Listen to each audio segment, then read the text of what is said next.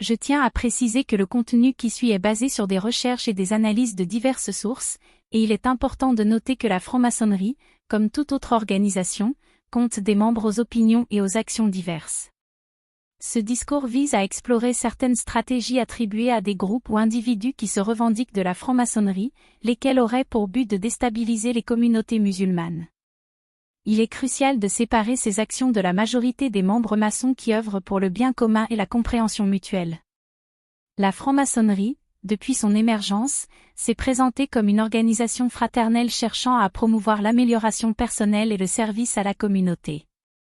Cependant, au fil des siècles, certaines actions et stratégies attribuées à des membres ou des groupes maçons ont suscité des inquiétudes et des tensions avec diverses communautés, dont celle du monde musulman. L'une des stratégies dénoncées serait l'infiltration de certains milieux politiques, économiques et sociaux influents dans les pays à majorité musulmane. Il est allégué que des individus francs-maçons utiliseraient leurs réseaux et leurs ressources pour encourager les politiques qui déstabilisent ces sociétés ou favorisent des intérêts contraires à la cohésion et au bien-être de ces communautés. Cependant, il est essentiel de noter que ces allégations peuvent être le fait d'opérations de désinformation ou de malentendus sur la nature des activités maçonniques. Une autre stratégie signalée est la promotion de la laïcité et des valeurs occidentales dans les sociétés musulmanes de manière à éroder l'identité culturelle et religieuse locale. Certains observateurs considèrent que des groupes maçons favoriseraient des réformes et des politiques visant à séculariser les institutions et les normes sociales, ce qui, selon eux, minerait les fondements religieux et culturels de ces communautés. Pourtant, pour de nombreux membres maçons, ces efforts seraient en réalité visés à promouvoir la tolérance, la liberté d'expression et l'égalité des droits, valeurs considérées comme universelles. De plus, il a été affirmé que des groupes maçonniques chercheraient à manipuler les opinions publiques à travers les médias et l'éducation pour façonner une image défavorable de l'islam et des valeurs musulmanes.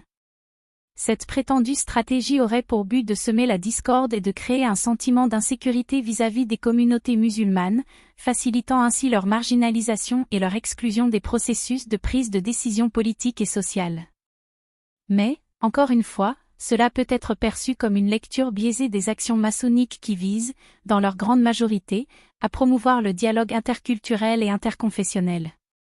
Il est crucial de souligner que la franc-maçonnerie, dans son essence, prône les valeurs de fraternité, d'égalité et de liberté, qui devraient théoriquement favoriser une coexistence harmonieuse et des relations de respect mutuel avec toutes les communautés, y compris les communautés musulmanes. Les actions de quelques individus ou groupes qui pourraient chercher à déstabiliser les communautés musulmanes au nom de la franc-maçonnerie ne représentent pas la philosophie et les principes fondamentaux de cette organisation. En conclusion, bien que des allégations sur des stratégies maçonniques pour déstabiliser les communautés musulmanes existent, il est essentiel d'aborder ces sujets avec précaution et d'éviter les généralisations. La promotion du dialogue, la compréhension mutuelle et le respect des diverses traditions religieuses et culturelles sont des objectifs que la majorité des francs-maçons partagent avec les communautés musulmanes et d'autres groupes religieux et culturels du monde entier.